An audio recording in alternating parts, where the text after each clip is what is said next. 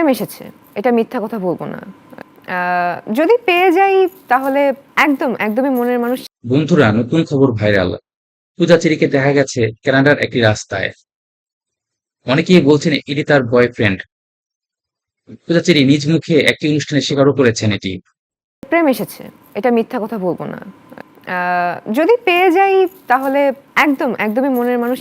অনেকেই বলছেন তিনি বাংলাদেশি এক বড় ব্যবসায়ীর ছেলে, যে কিনা কানাডাতেই বড় হয়েছে এবং কানাডারই নাগরিক। প্রেম এসেছে, এটা মিথ্যা কথা বলবো না।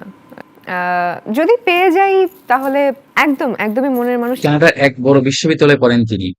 সোশ্যাল মিডিয়ায় কথা বলতে বলতে দুজনের পরিচয়। নেটিজেনদের এক অংশ বলছে অবশেষে বাঙালিকে না পেয়ে কানাডায় পাড়ি জমাতে হলো।